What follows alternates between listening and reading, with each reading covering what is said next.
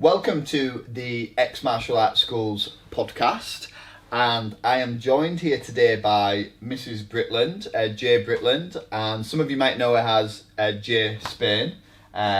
So welcome to the podcast. Thank you for having me. So Mrs. Britland, for those of you who don't know her, is the owner of one of our locations. She's the owner and chief instructor of our Ossett location, which is our other full-time martial arts school, and it's a fantastic facility.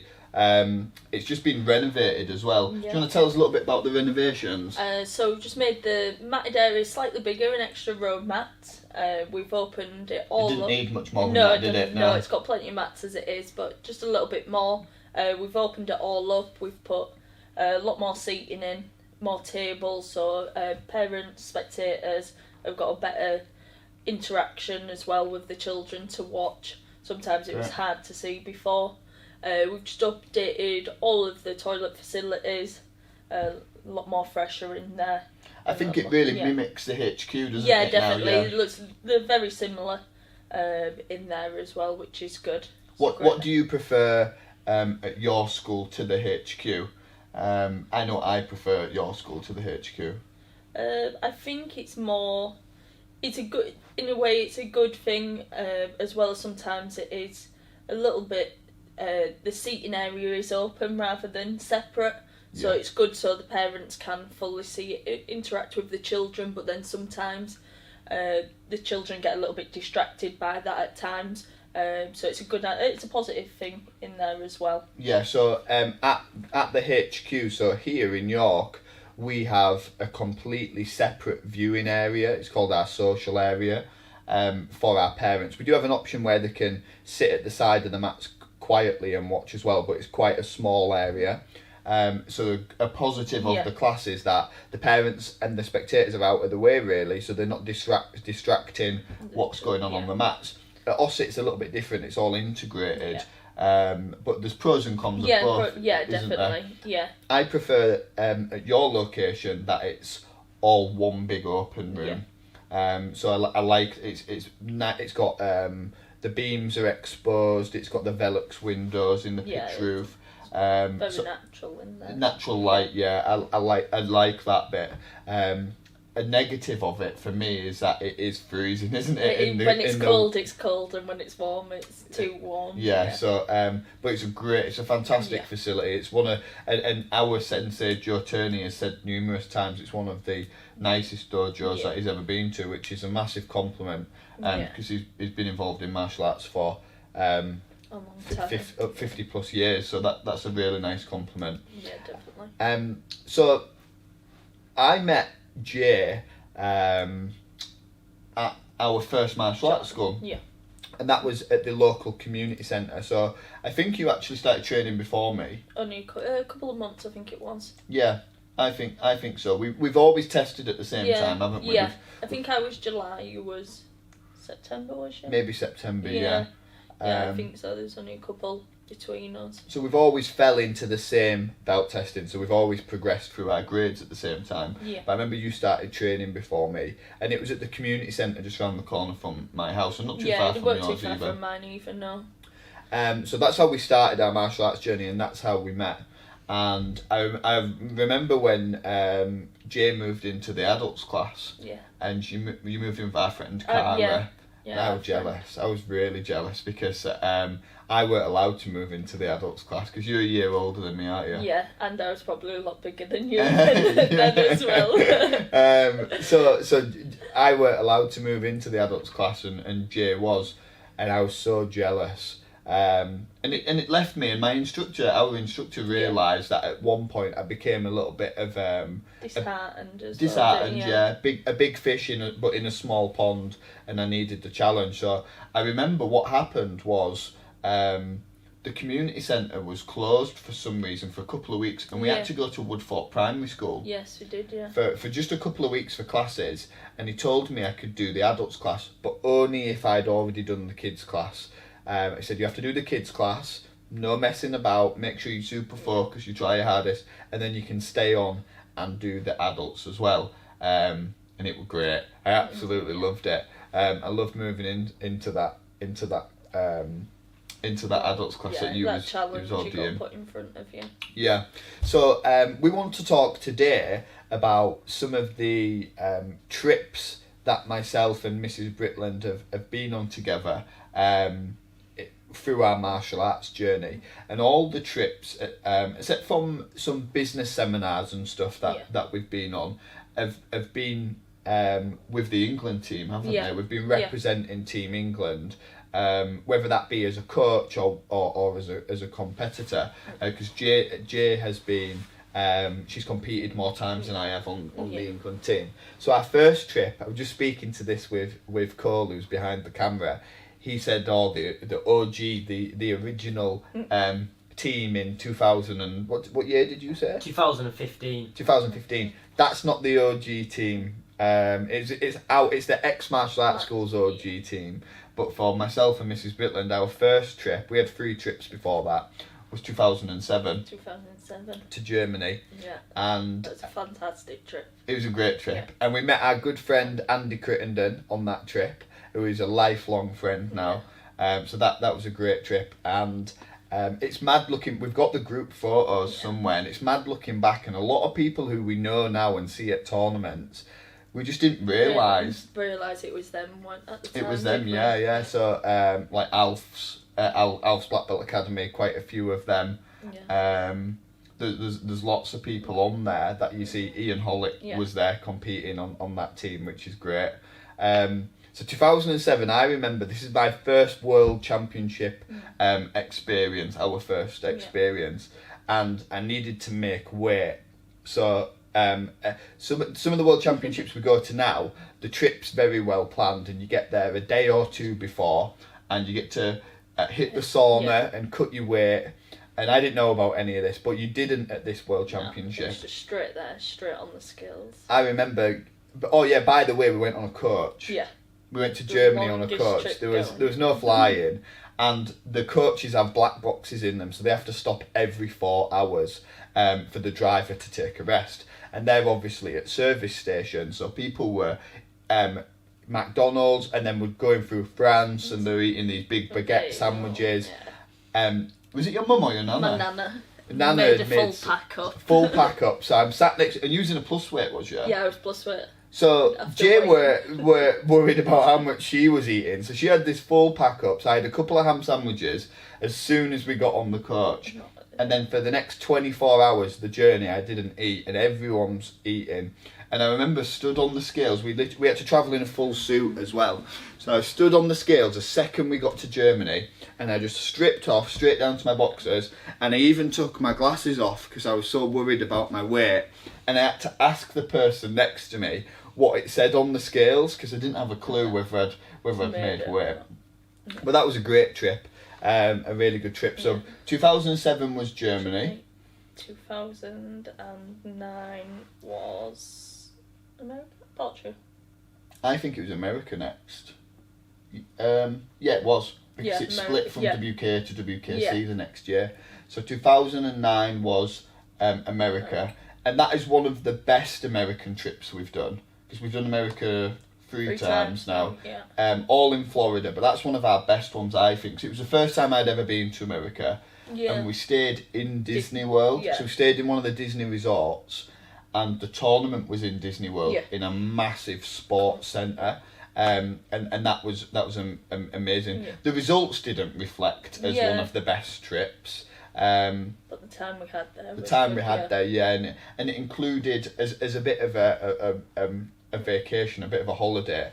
We did get a pass for all the Disney parks as well. And even though I've been back to America, I've been back to Florida 2 more times. I've never done the Disney parks since. I know you have because you've got a family and you've got kids, so I would like to do that. Again. They are very good. Well, it was a great trip.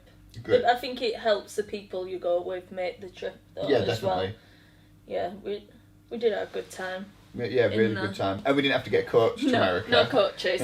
So that was good. Yeah. So Portugal was 2011, because we always did a year on, a year off. Yeah, 2011. And that was... the Algarves. Yeah, great trip. Really good trip. We've got some good memories there. Yeah. Some really good memories. That was the year I got disqualified. What did you get disqualified for? For excessive contact too many times. Excessive contact, so hitting too hard, really. That was in the final as well. Yeah, I remember. Yeah, that was a shame. I got beat in the first round by a Canadian, and I did get beat. He did more than enough to beat me. But I did have a Canadian referee and 3 Canadian judges. So no matter whether I did beat him or not, I didn't. I'm happy to make that clear. He did more than enough to beat me. It never helps when you've got 3 of the same judges. Never helps, no. Especially the Canadians, they're great at cheating. I'm only joking. I love our Canadian friends, but they are cheaters. So Portugal, and then we had a break from them. That's when we over that next period. That's when we opened X Martial Arts Schools. So we opened X Martial Arts Schools at the end of 2013. Yeah. We didn't do a World Championships in 2014 because except from us, we were still building. The school didn't have a member base really to attend a World Championships. So 2015 we were back after a break, and that was Florida again. That was Florida, and that was a great trip as well. Yeah. And that was when we won our first world titles. Yeah, Sam won 2, Mr. Watkinson won 2. He won his light con and his team event. Yeah. So our first the first world title we ever won was Sam in his team event. Yeah. And that was a great world title for us because it was a 3-person team, and the other 2 members of the team were from Jamie Goldings. Yes. And it was an all Shorai team. So we're part of Shorai Martial Arts International, which is headed by our instructor Joe Turney. So that was really nice to be to be on that team with Shorai. Yeah, it's a great atmosphere.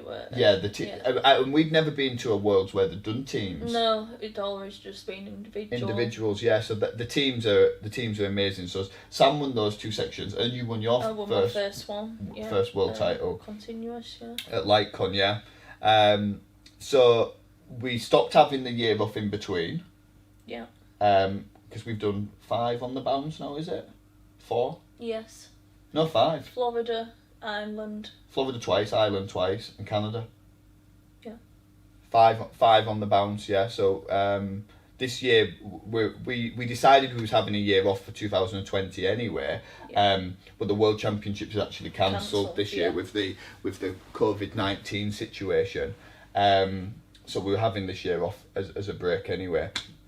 So America was 2015. Mm-hmm. And that was your first world title. Sam's won 2. And then to Ireland. Ireland, where we cleaned up. We did clean up, didn't we? We absolutely cleaned up in Ireland. We just had a little bit more of a mature team. Yeah. And the team was fantastic. We took out. We absolutely cleaned up. So, is that when you won 4? I won 4 that year, yeah. So, to win 4 as well, there's some World Championships where people go and win like 10 World Championships, and then you see them get beat at the local tournament in Scarborough the week after, or don't even place. Like, I speak to my friend about this quite often, where people don't place in a tournament and then they've won 4 world titles the following month. But to win 4 at the organisation we go to is so difficult because you can only enter your age and weight. So you can't do the one above or the one above that, and there's not 10. You can't do stick fighting and all these different styles. There's point sparring for us. There's we don't do kata. So there's points and there's light con. So you won your points, you won your light con. Then you got picked for the light con team and you won ladies. And then you got picked for the points team. Yeah. And England won that as well. And I think they've only ever won that twice. Yes. 2 years on the... we got... 2 years. Because we just got beat in America the year before. Because I was on that team where I've got a feeling, though, that they won it, actually, the year we didn't go to Dublin. Yes, they won it. I think every Ireland one, they've won it most. Yeah. So you won 4, and I think there's only Is there 4 people on the England team? Two of the girls from House and me was Britland, yeah. Are you putting that in there? putting You it don't in. put that in there. Definitely. So there's only Gotta 4 get it. people in the past 5 years of Yeah. the WKC World Championships on the England team who've won all 4 sections. We're very privileged that one of them is Mrs. Britland and another one of them is Mr. Rochester. So 2 of those 4 are from Martial Arts School. So that is amazing. Yeah. But we'll save Cole's for his Later. own podcast. You'll have to You'll have your wait. fame later. So you won 4 then, which is amazing. And just while he is here and he's dropped in, that's when you won your first world titles, Cole? Yeah, Yeah. correct, yeah. We don't need to know how many. Yeah. We'll save that. Yeah, but save that for later. and then our success has just been amazing since. Yeah, We've picked up definitely. world titles at every championship since we've been back. Yeah. You have how many in total now? 7? 7. 7 world titles, which is amazing. You got to the final of the Grand Championships that year as well. Yeah. For That was the same year as the 4 as well. As a 4, so that's amazing. So we've had some great trips. It bounced between it, so it went Florida, Ireland, back to Florida, Ireland, and then this year we went to Niagara Falls, which was actually on the American side. You stayed in Buffalo, but because the Canadians are having some legal issues with being able to run the tournaments, so they did it just on the it was a lovely place. American side. Yeah, it was great. It was great to see. We've got a great photo. I don't know if Mr. Rochester can crop this in here and show us the photo of us on the at Niagara Falls. I'm sure we can work his magic. So that's a great photo. So we've had some amazing trips, and even though we're having a year off, the World Championships through choice and through the pandemic. Yeah, definitely. I'm sure there'll be many more trips, and with many more of our members as well. Yeah, the team just keeps getting bigger and better, doesn't it? So yeah, it does. Yeah. It does. So that's it for today, really. We just wanted to introduce Mrs. Britland. I'm sure she'll be with us for many more podcasts. We talked a little bit about the renovations at the Ossett location, and about our trips around the world with the England team. So we have done 8 World Championships together, which is great. You didn't compete at one of them, did you, in Ireland? 'Cause you just had Hunter. I just had Hunter. I flew out for the finals. But she flew out for the closing party. The finals. She didn't fly out for the finals. She flew out for the party on the last night, because obviously it's only Ireland. It's a cheap flight, and it's a 45-minute flight. She flew out for the party. Let's get that right. Yeah. I just got back off holiday and flew straight out. Priorities. Thanks for joining us, guys. If you've got any guys. subjects you'd like us to cover in these podcasts, please drop us a note and we'll get on with that.